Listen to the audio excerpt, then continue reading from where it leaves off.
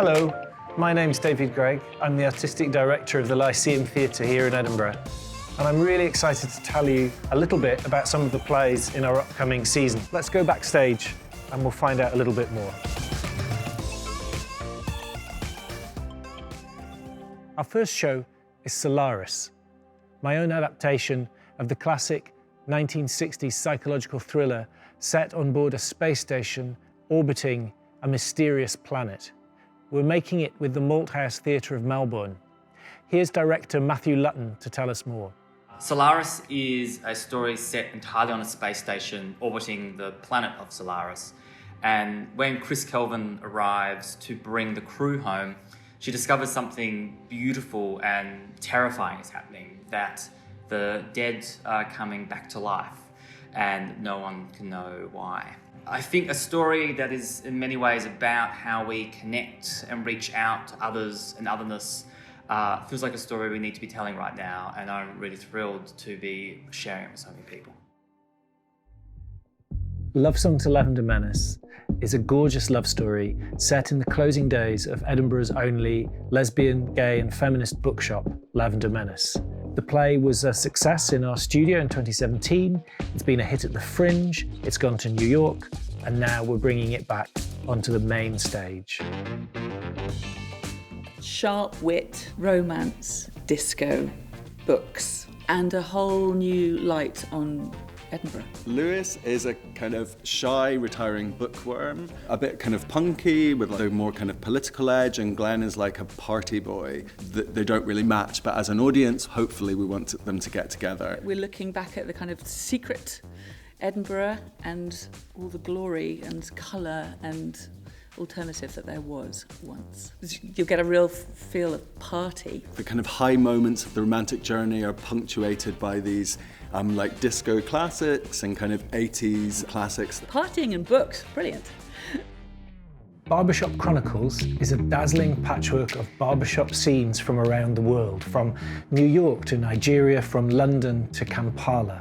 It's warm, witty, musical and very political. It's written by Inua Ellams, who's one of the most brilliant poetic voices writing in Britain today.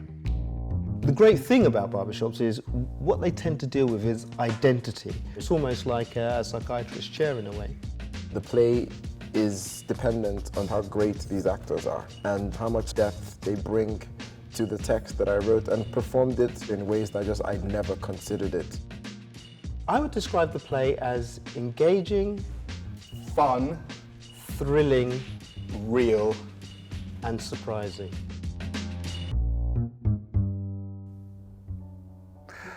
One Christmas, Charles Dickens was visiting Edinburgh on a book tour, and he wondered why Christmas was banned in the city. And as he was thinking about it, he was wandering through a graveyard and he happened across the grave of one Ebenezer Scroggie.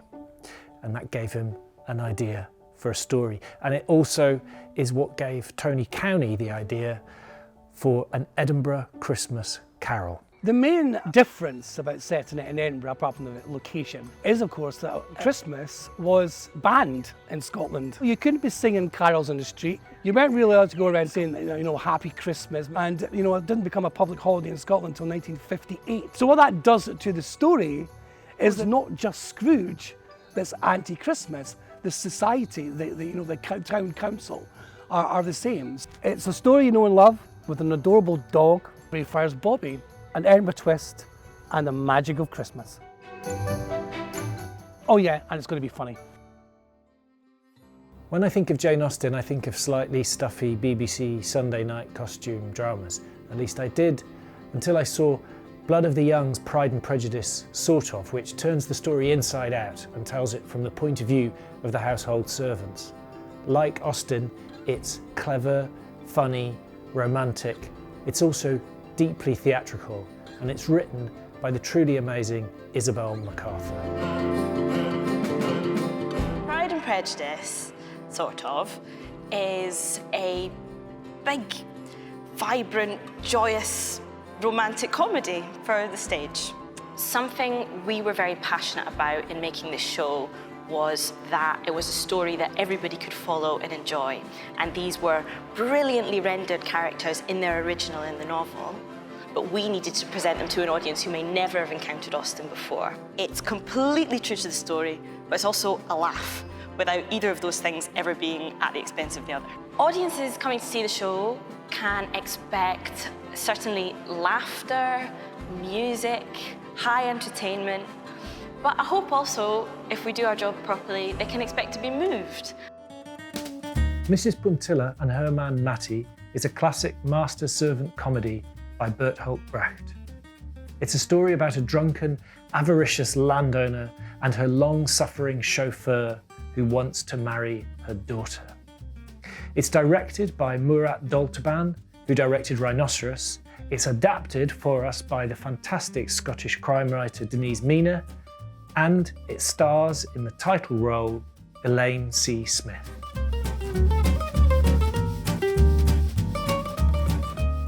You could write a whole book about the actress who murders the writer. Brilliant. Right, anyway. Or maybe the writer who murders the actress. Yes, okay, we'll see what happens. And I go back to the Lyceum to do classics, it feels.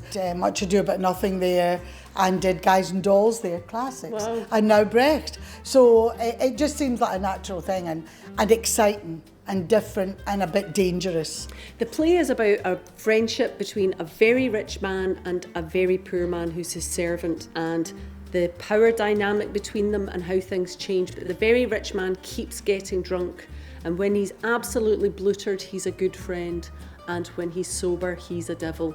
So it's about how they negotiate that relationship. We want it to be very funny and very dark and very much about what's happening now.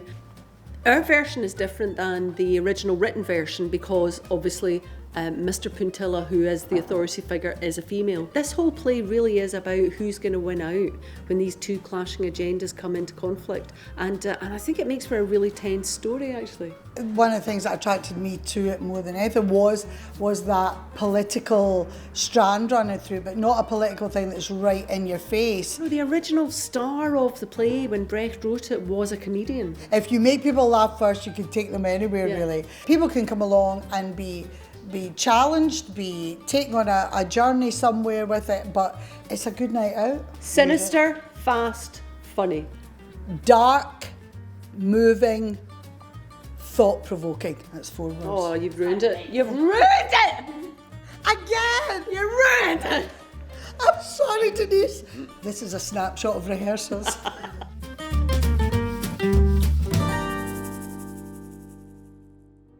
Wind Resistance, Corinne Polwart's exquisite piece of gig theatre, premiered in our studio in the Edinburgh International Festival of 2016, where it took off. And since then, it's soared to prizes, plaudits and performances all over Britain and Ireland. I'm really thrilled that we're welcoming it back for another run on our main stage. It's somewhere between a kind of musical, poetic essay that combines ecology, history, personal memoir, traditional story, and loads of songs. I love romantic comedies, and Neil Simon's Barefoot in the Park is one of the best. The story of a newlywed couple in a tiny apartment in 1960s Greenwich Village, New York. When the director Elizabeth Newman suggested the play to me, she said, "I want to make the audience's jaws ache from grinning so much." And that seemed like a really good reason to do the play. I'll let Elizabeth tell you about it. Barefoot in the Park feels like just the right play for now because it's so hopeful. It played in Broadway for 5 years because it is so popular and people love the woman at the centre of the drama, Corey, who is this free spirit, joyful soul who just wants to live life to the full and be in love and run barefoot in the park. So what we're really excited about is we're going to transport the Lyceum audience and the Pitlochry audience to the 1960s, and there's going to be loads of fun music and some dancing. It's so much about love and it's so much about everything that's good about the world, and it's also about that sometimes we do actually need to run barefoot in the park. Sometimes there is only one solution to life, and that is to go back to nature adventure, embrace joy, and return to what it feels like being a child with the person that you love. Every fortnight, from the age of 10 to the age of 20, playwright Linda McLean would visit her uncle in Castle Lennox, a draconian asylum north of Glasgow, which was home to hundreds of people with learning disabilities. Inspired by these visits, Linda has written a play with music about the strength, wit and resilience of those inmates and their ultimate escape from the system. I'm really pleased that Lung Ha, a company whose work is never less than brilliant and thoughtful and touching, will be telling this story on our main stage. Here's Linda to tell us more about it. Castle Lennox is the story of a young girl with autism who is placed in an institution for the mentally deficient, as they were called at that time. And the challenges that she faces when she realises that she can't leave. She's not there very long before she discovers that there's actually two Castle Lennoxes. There's the one that the staff think they're running, and there's the one that is the world of the patients. I used to visit my uncle in an institution that's not a million miles away from Castle Lennox. Even as a child, I was aware of the fact that there were two different worlds operating. So I've chosen to show both worlds in the play. One is bleak, austere, and sometimes brutal world of the institution, and the other is the more colourful, maybe slightly fabulous world of the patients. What I actually want to do with this play is to transfer my lived experience so that the audience get to see that even in a brutal landscape, joy, friendship, and compassion are all possible.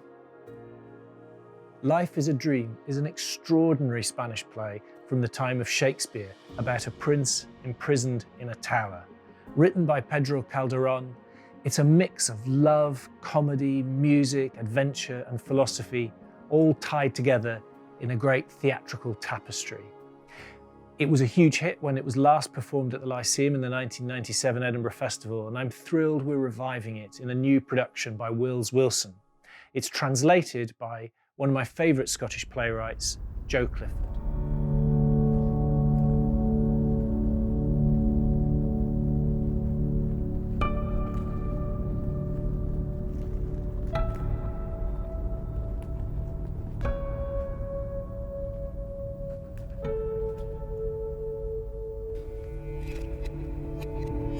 It's an amazing fairy tale. It's an amazing adventure story. It's an amazing philosophical investigation into the meaning of life. It's all these things, and it's all written in the most beautiful poetry with vivid characters. I've been in love with this play all my life. It begins outside a tower, rather like this one, surrounded by the beauties of nature. And a young man has been imprisoned in this tower all his life. He's been imprisoned there by his dad. He's read in the stars that his son will turn out to be savage and cruel and bring about a civil war in the country. And then at a certain stage in the story, he lets him out and has everybody treat him as if he was a king to see what would happen. And so the play asks really profound questions that are way ahead of its time about what it means to be a man, what it means to be a woman, what life means, as well as being very magical and poetic and philosophical. It would have been, well, what John McGrath used to call a good night out. And that's it. Tickets are on sale now. If you want to see everything, you can buy a season ticket. If you want to find out more, check out what we're doing during the festival, find out about our talk shows, or participate in one of our lifelong learning activities, you can pick up a brochure. And we look forward to welcoming you to the Lyceum.